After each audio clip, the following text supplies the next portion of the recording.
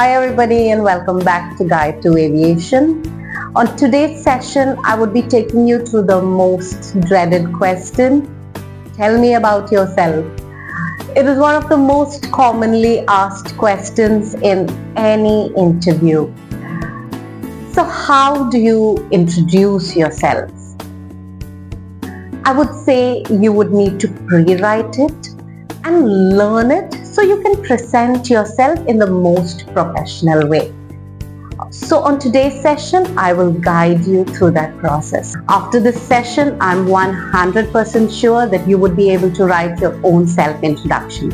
You can send it to me via mail where I can review it and make any corrections, where you can just ace that self-introduction and leave no thoughts in that interviewer's mind about recruiting you or you being chosen as their best candidate. All you have to do is, once you've sent me the mail, hashtag GuideToAviation in the comment section and I will review it and definitely get back to you. Also watch out for an Amazon gift card for one of the best written self-introductions. So for the ones who are watching me for the first time, I'm Drynette Fernandez, an ex-cabin crew with an international airline, currently an aviation trainer. Continue watching this episode. This session will give you a lot of information on how you need to introduce yourself.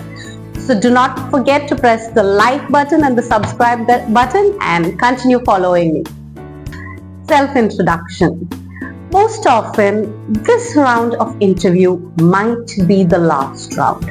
You would have previously finished your English grammar round. You would have also finished your group discussion. So this would most probably come towards the end. This is mostly in industries like aviation or hospitality, while other industries would have a one-on-one round right at the beginning. We're all very nervous when we have to introduce ourselves. Somebody randomly asks you, tell me about yourself. Walk me through your resume. They already have your resume in front of them. So what is the interviewer expecting when he's already asking you the information that he already has in front of them? Your self-introduction is your first impression. The interviewers would have gone through hundreds of applicants.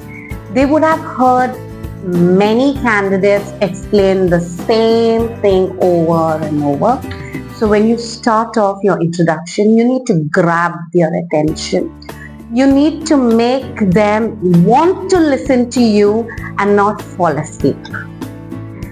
So to grab that attention, there are a few do's and don'ts that you need to keep in mind.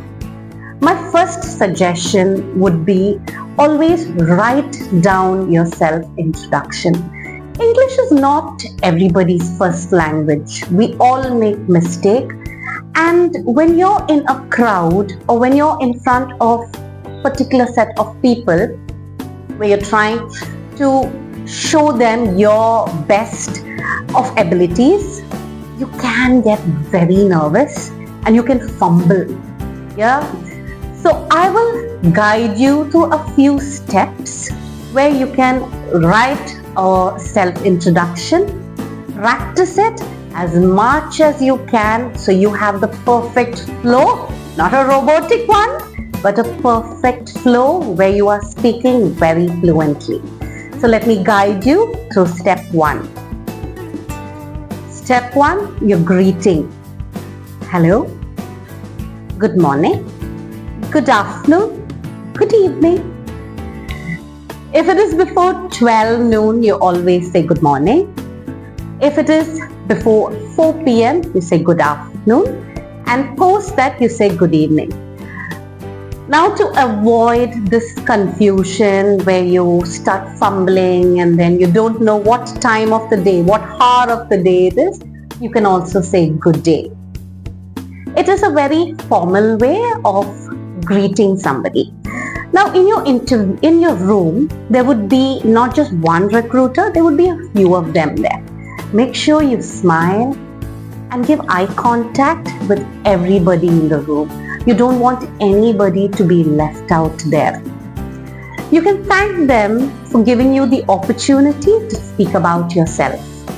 Now, if you've reached almost the final round, you can also say, thank you for shortlisting me to this last round, to the final round of the interview. So through your self-introduction, you would tell the interviewer how confident you are. How good is your communication skills? Are you a good fit for the job? What can you contribute to the company? I would say a 1-minute self-introduction would just fall perfectly. The next step is saying your name. I am, my name is. Always be proud when you're saying your name out loud. It is your identity and you need to claim that. Do enunciate your name clearly. What happens is sometimes the English words that are written and how you pronounce it are two different ways. I'm a living example for when it comes to always getting my name pronounced wrong. If you check my bio, you will see my name is spelled Drynette. I know there's a small giggle out there. Yeah, it is. When you read it literally, it is Drynette. No, I'm Drynette. So that's why I would say when you're introducing your name, when you're saying your name, make sure you say it clearly. And your next question would be would you just say your first name or your last name? Always say your full name. That is the most professional way of you saying your name. So for me, it would be Drynette Fernandez. That's how I would introduce myself. Followed by your location. Most often, the interviews will not be in your hometown. Yeah, you would sometimes have to travel around for you to attend interviews. Now, say for example, the interview is happening in Mumbai. Yeah, and you're coming from Bangalore.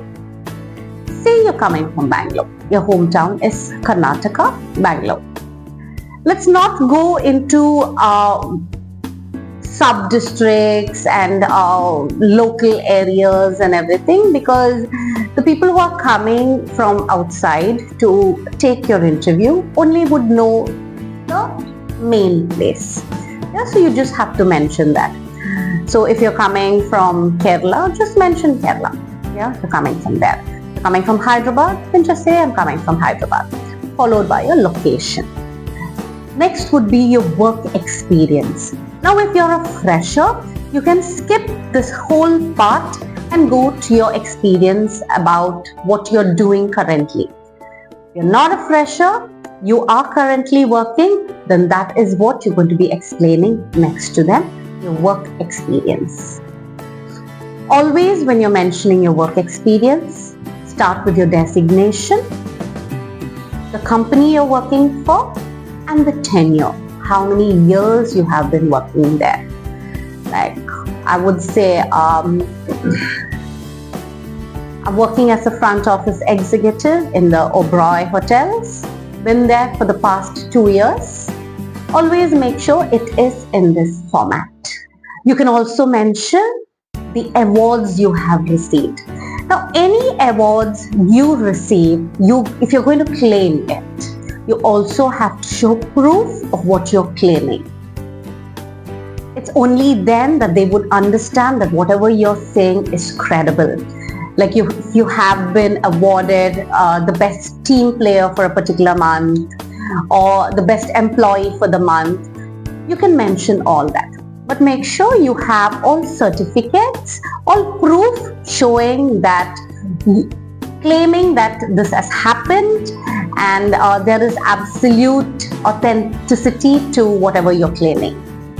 You can explain to them the major responsibilities that you were taking care of. If you were taking care of a group, yes, you can mention that. Everything in a nutshell. Don't give them elaborate things don't make it very elaborate.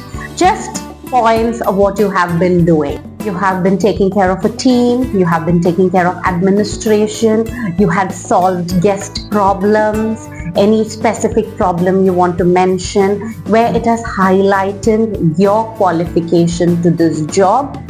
Be free to mention it there, because they will have a better insight of what your capabilities are and how well you fit into the job. It could be a customer appreciation. This gives the interviewer a better insight to understand that you're a perfect fit for the job. It would help them also understand what you would be bringing to the table. It would show your experience, your social skills, your communication skills, and also your confidence. So make sure whatever you say it professionally, because at the end of the day, they do not want to hear your personal life. They just want to see how you fit into the role. You would always start with your latest job experience, what you're currently doing. Now, if you have previous job experiences prior to that, you can mention it after that. Whatever you're saying, say it with a smile. Have eye contact with all the interviewers in the room. Make sure you're all in the same page. Now, you don't want to just speak to one interviewer while the others are getting bored. It would show your disinterest to everybody else. Like you are attracted to one, but you find everybody else boring. Don't give them that. Don't give them that reaction. Make eye contact with everybody in the room. Make sure they understand. Make sure they understand what you're trying to say. Nod, smile, eye contact. Be enthusiastic about whatever you're saying. This would give your interviewers the best impression. Coming to the next step, your qualifications. Now, as I said before, if you are not working, you're a fresher, you can skip the previous whole step where you're speaking about your job experience, and you can go directly to your qualifications. Now, when you're explaining your qualifications, the latest qualification you would have to mention what you're currently doing. You're pursuing, if you've completed your bachelor's in arts, make sure you say the full forms. And if it is from a very recognized institute, make sure you mention that as well. It would just add to your confidence and how the colleges also help you to build your confidence there. You can also explain here whether you have shown any leadership skills while you were pursuing your graduation or your post-graduation. If there were any particular situation that was given and you were like a problem solver, you can mention all that there. If you have absolutely very good grades, you can mention there. Your CGPA is really good, you can mention it, like I was one among the 5 best graded students in the college. You can mention that. It's always that always shows your determination for you to reach there, your persistence. It is always an added advantage that you mention it there. If you don't want to mention it, let's just skip that whole part. You don't have to mention your grades there. Post that, you will mention any additional qualification that you have. Like say you've done a course in computer application. You can mention that there, the duration of the course. Or you've done like a 1-year diploma in aviation. Or you've done a training in ticketing or hospitality. Any additional training that you have done, this is where you would mention all the training that you have done. Again, repeating myself, whatever you claim, you need to show proof that all what you're saying is credible. The next step would be explaining yourself in simple adjectives. It can be polished ones where they get to understand that that is your core selling point. A few words that I can help you out with is being versatile, being a good team player, enthusiastic, punctual, being confident. All these are some of the skills that you can mention there. This can be followed by your hobbies or your passion. I would always say, when you are explaining about your best point, always say it in a sentence. Say you're passionate about sports and the sports have helped you be very confident, be very punctual, work in a team. Now, this one word of you speaking about your passion about sports has given them 3-4 qualities of what you are, of how you could be a very good asset to the company. Let's say, for example, you have a fervent passion for reading. Reading helps you to concentrate, helps you form good communication skills, helps you pick up on new words, helps you to be more focused. So as I said, when you're explaining it to them, explain it in a sentence so they get a very clear picture of what you are offering to the recruiters. Always read the job description, because when you read the job description, there will be key points. So what I would suggest is highlighting those key points and use those key points when you're presenting yourself, because that would catch the eye of the interviewer. It would give them an understanding that you are dedicated and you're seriously looking forward to being part of the company. So the next would be your closing statement, which is very important. This is where you give them the impression that you're the best candidate. Here you should mention, why are you applying for this job? Why are you fit for this job? How does it align with all your future goals? Explain to them how fascinating the company is. You can praise them a little, that's what they want to hear. Explain to them how you have been so badly wanting this job. If you're into aviation, you would always say you like to fly, you like to meet a lot of people, you like to visit a lot of places, but tell them that you're most fit for the job. Tell them that how good you are when it comes to communicating with people, solving their problems, being enthusiastic with them. Make them understand that. That is your selling point. You make sure you tell them that you would be an absolute asset to the company. Follow these steps and you will have your perfect self-introduction. What I would suggest, write it down. Keep all your key notes in mind. Don't just by heart it, where you just learn one step, the other step. No, you'll sound very robotic. We don't want to sound robotic. We want to sound enthusiastic and the best of ourselves. So as I said, write it, understand what you're writing, keep the key points in mind, and let it be under a minute. Let's not prolong it for 2 minutes, then it becomes too monotonous. The interviewer don't want to listen to you any more than that. Always keep in mind that an interview is a conversation. It is not a monologue. Yeah? So they will not interrupt you during your self-introduction, because they do understand that you're nervous and you have prepared yourself on a self-introduction. So nobody would stop you in between. But post you have completed your introduction, they would ask you questions. Let the conversation flow. You don't have to be really worried that you're going to make too many grammatical mistakes. It's okay. It's okay. We are not all perfect when it comes to English. It's not our first language. So let it go as a flow, but make sure you smile at every point of time. Give eye contact to everybody in the room. Don't just focus on one person. Give eye contact to everybody. So as I did mention to you earlier, you can write your self-introduction, send it to me via mail, and I will get back to you, review it, and give you any corrections that you would require for you to make your self-introduction the best ace it, and no recruiter would think the second time to recruit you.